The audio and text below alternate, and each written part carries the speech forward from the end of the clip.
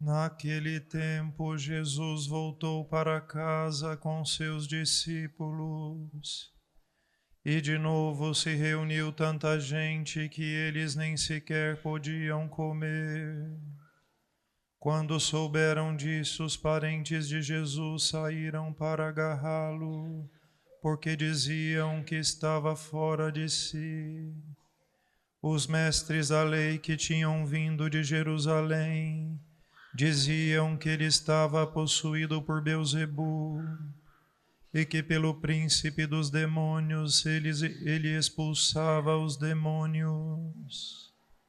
Então Jesus os chamou e falou-lhes em parábola: como é que Satanás pode expulsar a Satanás? Se um reino se divide contra si mesmo, ele não poderá manter-se. Se uma família se divide contra si mesma, ela não poderá manter-se. Assim, se Satanás se levanta contra si mesmo e se divide, não poderá sobreviver, mas será destruído. Ninguém pode entrar na casa de um homem forte para roubar os seus bens, sem antes o amarrar. Só depois poderá saquear sua casa. Em verdade vos digo, tudo será perdoado aos homens, tanto os pecados como qualquer blasfêmia que tiverem dito.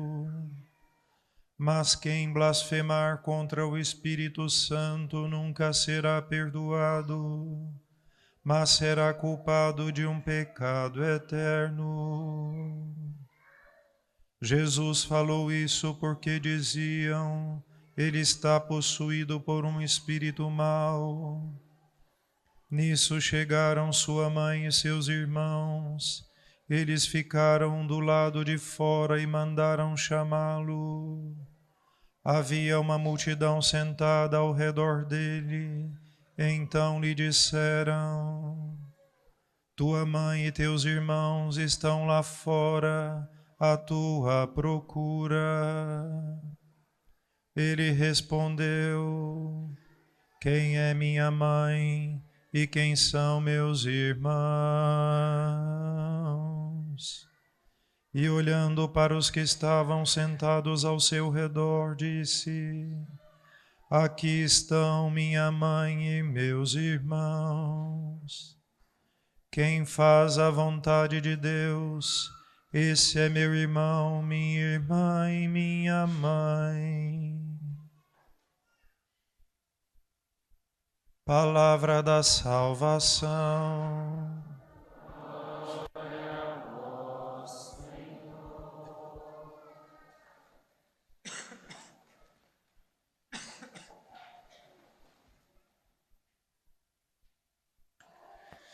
Meus caros irmãos, eu comumente, nas minhas homilias aqui do domingo, tendo a dar preferência sempre na minha meditação para o texto do Evangelho. Porque, claro, se a Bíblia para nós é a palavra de Deus, e ela é, né? O coração da Sagrada Escritura é o Evangelho, porque nele nós vemos descrito diretamente as palavras, as obras e a vida de Jesus. Por isso, é no coração do Evangelho que nós vamos encontrar, podemos dizer assim, aqueles elementos que fazem de uma maneira mais central parte da nossa fé, porque nos apresentam Jesus Cristo diretamente. Mas, por isso, costumeiramente, a minha meditação eu dedico ao Evangelho. Mas hoje eu queria, como eventualmente faço, né, eu queria dedicar essa minha meditação a este texto da segunda carta de São Paulo aos Coríntios. São Paulo, na verdade, muito provavelmente não escreve só 2 cartas aos Coríntios. Do texto, sobretudo da segunda carta, a gente pode notar que São Paulo fala de 2 outros escritos, podemos dizer assim, ainda que, claro, ele não mencione isso diretamente, mas parece que o texto deixa entrever, podemos dizer assim, 2 outras cartas que nós não tivemos conhecimento. Na primeira carta, se nós lermos o texto, nós vamos ver que, como costumeiramente Paulo faz, ele faz uma introdução que um pouco tem a ver com a sua história, com aquela comunidade, e depois, a partir do capítulo 7º, São Paulo começa a responder questões ligadas àquela comunidade, né? Ou seja, problemas que aquela comunidade estava vivendo.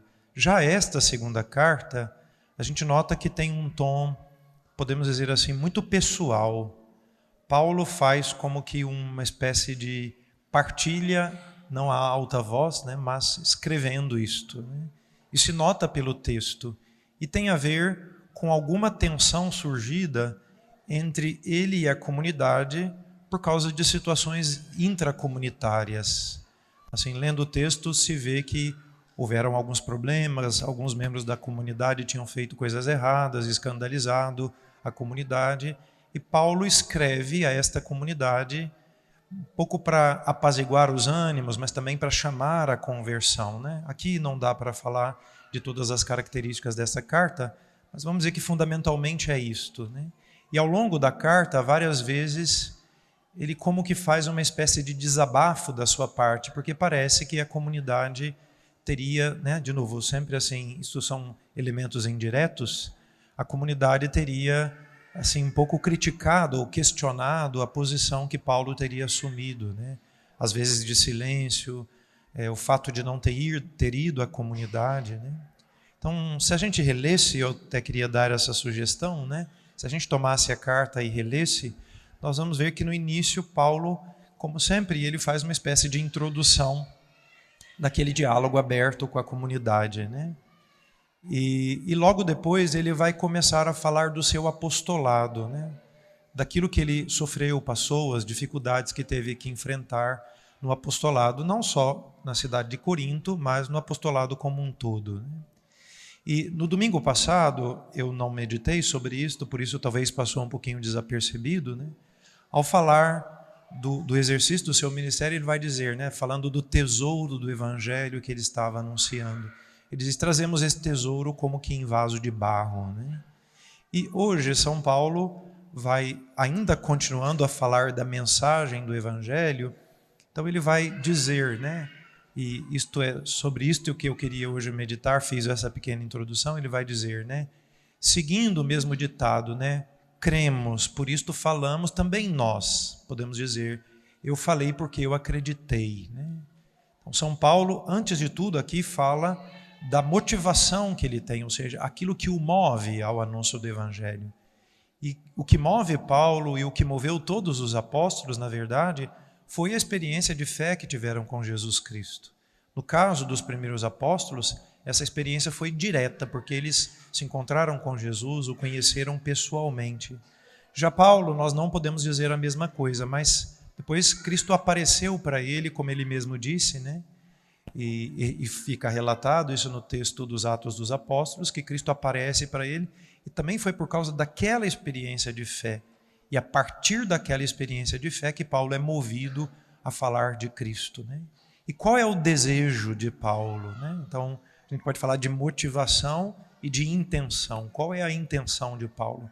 Ele fala de Cristo porque ele quer que aquele dom e aquela graça se multipliquem no coração das pessoas. Ou seja, assim como ele quer que todos aqueles com quem ele se encontre conheçam o Evangelho, né? Então ele é motivado pela sua fé, pelo seu encontro com Cristo, e a sua intenção, ou seja, o objetivo é que outros tantos conheçam o mesmo Cristo.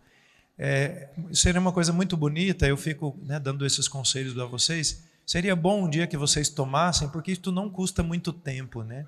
E lessem todas as cartas de São Paulo, porque a partir das suas cartas a gente pode assim, conhecer o coração dos apóstolos. Na carta aos Filipenses, por exemplo, né, ele vai dizer que tudo que ele teve na sua vida, e depois ele vai enumerar, ele vai dizer hebreus, filhos de hebreus, da tribo de Benjamim, circuncidado ao 8º dia, e aí ele vai citando como se estivesse fazendo assim, está vendo? Tudo isso aqui que para os judeus é muito importante, eu considerei isso aqui como esterco, né? A palavra literal é esta, para não dizer a outra mais feia, né? Eu considerei isso aqui tudo como esterco por causa do conhecimento de Jesus Cristo. E ele disse, eu abandono tudo por causa disto, né? E por causa deste conhecimento que o motivou, né? São Paulo também queria que tantos outros conhecessem a Cristo, porque havia descoberto em Cristo o grande tesouro da sua vida, né? O encontro com a pessoa de Jesus Cristo mudou completamente a vida de Paulo. Porém, Paulo era consciente de que o anúncio do Evangelho o estava fazendo passar por diversas tribulações. E na carta aos Coríntios é surpreendente. Ele faz uma espécie de lista de tudo aquilo pelo qual ele passou por causa do anúncio do Evangelho. Apedrejado 2 vezes, foi jogado num precipício considerado morto, naufragou 2 vezes, ficou 1 dia e 1 noite vagando no mar, né? Bateram com vara nele, aquilo que eles chamavam de 40 menos 1 chicotada 3 vezes, né? Ele diz trabalho, jejum, fadiga, frio, nudez, perigo dos de fora, perigo dos de dentro, perigo no deserto, perigo na cidade, né? Ele faz uma lista enorme de tudo aquilo que ele estava enfrentando por causa da sua fé e pelo desejo de que tantos outros também conhecessem a Cristo. Mas depois ele vai fazer, mas todas essas tribulações, por maiores que sejam, são, na verdade, absolutamente nada diante daquela glória eterna que a gente vai receber.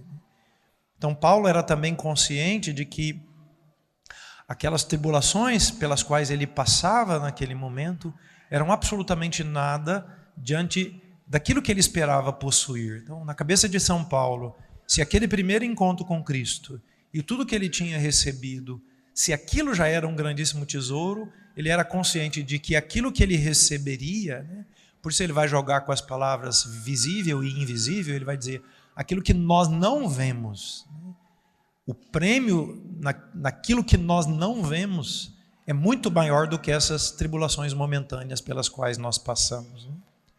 Então, aqui, que na verdade eu fiz uma explicação sem citar literalmente o texto da carta, me parece que há, podemos dizer assim, uma espécie de, como posso dizer assim, uma espécie de relato da vida de Paulo, resumidamente, mas que se torna para nós um paradigma da nossa vida. Em primeiro lugar, a necessidade do nosso encontro pessoal com Jesus. Na verdade, podemos dizer assim que a autenticidade da nossa fé, ela se dá, vamos dizer assim, ela aparece mais, ou ela se dá de uma maneira mais verdadeira e profunda, na medida em que ela parte deste nosso encontro com Jesus. É claro que o encontro que nós fazemos com Cristo hoje, ele se dá pela fé, como foi aquele de Paulo. Nós não vamos ter a mesma condição de nos encontrar com Jesus, como fez Pedro, André, Tiago, João, aquelas outras pessoas que conheceram Jesus. Porque nós não podemos mais encontrar Jesus como nós nos encontramos aqui. É claro que nós nos encontramos fisicamente na Eucaristia, mas mesmo aqui o encontro se dá pela fé. Mas é este encontro que se torna o ponto de partida que pode mover a nossa vida. E nesse sentido, a gente vê como também a vida dos santos foi assim. Essa semana, eu já comentei várias vezes com vocês, né, que eu costumo ler à noite, antes de dormir, o relato do santo do dia seguinte, né, como uma espécie de motivação. E essa semana nós lemos a história de um santo que se chama São Norberto, que foi fundador na França de uma ordem chamada dos Premonstratenses, né? E é muito interessante a descrição que é um bispo que faz esses relatos, né, que ele faz, né? A vida de São Norberto era uma devassidão completa, né? Ele era de uma família nobre, então a sua posição dava a ele muitas possibilidades, né? E um dia, andando, porque gostava de caçar e essas coisas, andando numa tempestade de cavalo, caiu um raio, o cavalo morreu, ele foi jogado lá, né? E viu naquilo um sinal de que aquela vida era muito passageira e que ele não poderia desperdiçar a sua vida com todas aquelas futilidades que ele estava fazendo. E aí abandona tudo e se faz monge e funda esta ordem dos Premonstratenses depois, né? Então, imagina, um homem que se encontra com Cristo por causa de um raio, né? Então, para dizer que esse encontro com Jesus se dá de diversas formas que nós não sabemos. Eu já conheci muitas pessoas, por exemplo, que se encontraram com Cristo lendo livros, no sentido de que a leitura de livros lhes abriu a perspectiva de uma vida nova e por isso, por causa daquela leitura, eles encontraram o Senhor e entenderam que Cristo era presente na sua vida, né? Então, nós não sabemos como isto vai se dar, mas este encontro é muito importante. Por isso a gente tem que pedir. Eu gostaria de insistir a vocês, peçam isso. Senhor, eu quero te encontrar e quero te conhecer, como fizeram Pedro, Paulo, João, Tiago, como você fez São Norberto, como fez Madre Teresa de Calcutá, como fizeram tantos outros. Porque só quem encontra Jesus e descobre nele este tesouro infinito, depois tem coragem também de falar com Jesus e desejar que tantos outros falem. Eu já falei isso aqui várias vezes e quero repetir porque me parece uma verdade muito capital e que Papa Francisco tem nos lembrado nesses últimos tempos. A maturidade de uma comunidade, ela pode ser medida pela sua missionariedade. A maturidade de uma pessoa e a maturidade da sua fé mede no seu impulso apostólico, porque só quem conheceu Jesus, quem o segue como discípulo e quem descobriu em Cristo esse tesouro, vai querer falar de Cristo para as outras pessoas. Quando a gente às vezes vai, por exemplo, num restaurante, a gente come uma comida boa, né? A gente não vê a hora de postar e falar todo mundo, ó, vai lá, a comida é boa demais, né? Vocês vão gostar demais. Quando a gente visita um lugar que a gente gosta muito e acha muito bonito, a gente logo cuida de dar notícia para as pessoas, para que as pessoas também possam frequentar e ir neste lugar, né? E o mesmo é com Cristo. Se eu me encontrei com Jesus e eu descubro nele esse tesouro, naturalmente eu vou querer falar de Cristo. E aí é a grande pergunta, se eu não falo de Cristo, é porque eu não o encontrei? Porque quem encontrou Cristo e descobriu nele o seu tesouro, inevitavelmente vai querer que outros o encontrem. E por isso, esta vergonha que às vezes nós sentimos para falar de Jesus, para anunciar o Evangelho, para dar testemunho de Cristo, eu às vezes acho que tem a ver com esta falta do nosso encontro com o Senhor. De uma fé mais vivida assim, por repetições rituais, por uma fé assim de cumprir aquilo que os meus pais sempre cumpriram e me ensinaram a fazer. Que não tem nada de errado nisso, não é um problema isso. Mas o problema é fazer disso só coisas externas, que não partem justamente desse encontro com o Senhor.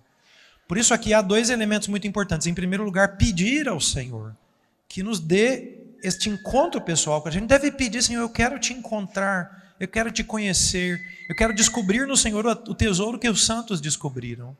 E depois, a partir disso, a gente também tem que começar a ter um sentido apostólico muito mais forte. Eu tenho repetido isso muitas vezes, nós não podemos nos contentar vendo a igreja cheia, só porque ao redor de nós tem muitas pessoas que já conhecem Jesus, que estão seguindo Jesus Cristo. Não é isto. Do ponto de vista numérico, nós somos uma minoria da minoria, porque nós somos 60% de cristãos no Brasil, mas a minoria frequenta a missa, e a minoria desta minoria é que está vivendo seriamente o Evangelho. Infelizmente, a gente tem que dizer que um monte de pessoas que vêm na missa dominical vivem como se Deus não existisse.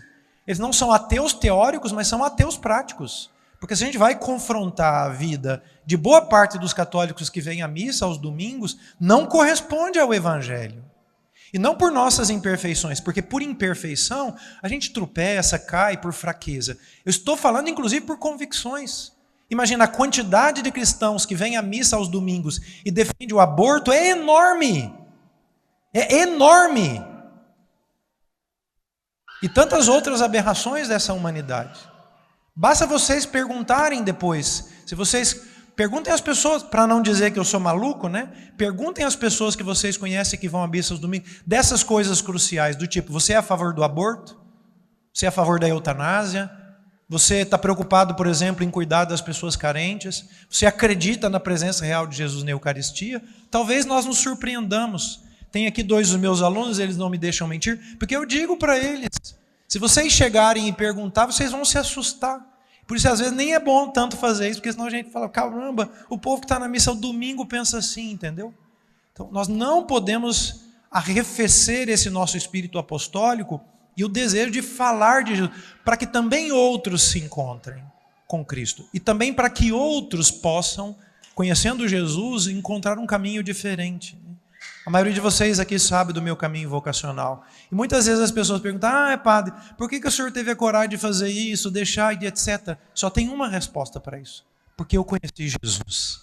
Porque eu me encontrei com Cristo. E porque Cristo se tornou para mim a coisa mais importante da minha vida. Mais importante de qualquer outra. né? É claro que viver o Evangelho, anunciar o Evangelho, seguir Jesus Cristo, num mundo que vai numa outra direção, né, é seguir na contramão. E por isso, inevitavelmente, também nós vamos enfrentar tribulações.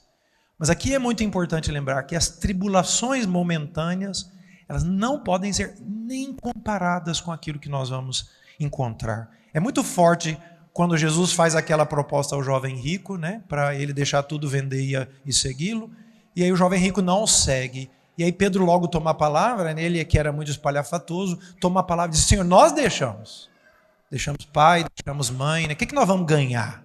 Né? E Jesus disse, né, vocês vão ganhar 100 vezes mais. Para dizer que aquilo que nós deixamos é absolutamente nada diante daquilo que nós encontramos. E isso é uma coisa que eu também vejo na minha vida, posso dizer, mas vejo na vida das pessoas com quem eu convivo, né? Que quem encontrou Jesus, encontrou a vida verdadeira. É muito forte e bonito ver uma pessoa, um jovem, um casal, uma família, né, que vai descobrindo Cristo na sua vida, que vai vivendo mais profundamente o Evangelho. Que transformação, e que profundidade de vida, e que riqueza de vida, e que humanidade as pessoas adquirem. Ou seja, aqueles que chegam ao Evangelho não perdem absolutamente nada do que seja verdadeiramente humano. Pelo contrário, né, vivem de uma maneira mais profunda a sua própria vida, porque Cristo não nos tira nada, já dizia o Papa Bento XVI, mas nos dá tudo aquilo que nos faz viver a nossa vida verdadeiramente. Por isso, eu queria terminar minha homilia insistindo, né? A gente precisa se encontrar com Jesus. E quem já se encontrou precisa pedir de novo: Senhor, me devolve aquela alegria, aquela intimidade de viver como seu discípulo. E precisa pedir de novo que este encontro se renove a cada Eucaristia, a cada oração, a cada leitura da palavra, para que isso aqueça de novo o nosso coração e para que a gente tenha o mesmo ardor de Paulo, de Pedro, de tantos outros. E para que a nossa vida, num mundo que está sendo devastado, né? Hoje pela manhã estava vendo uma notícia, imagina, na Bélgica foi aprovada a eutanásia de uma jovem de 29 anos, que não tem absolutamente nenhum problema. Nenhum problema. Este é o nosso mundo. Nenhum problema. Um mundo devastado, que precisa recuperar a esperança de uma vida verdadeira.